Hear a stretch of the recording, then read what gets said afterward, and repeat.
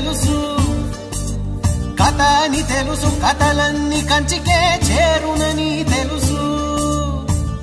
తెలుసు తెర తొలుగుతుందని, తెలుసు తెల్లారుతుందని, తెలుసు ఈ కట్టె పుట్టుకుమంటదని, తెలుసు ఈ మట్టి మట్టిలో కలిసిపోతదని. ఎన్ని తెలిసి ఇరకాటంలో పడిపోతావో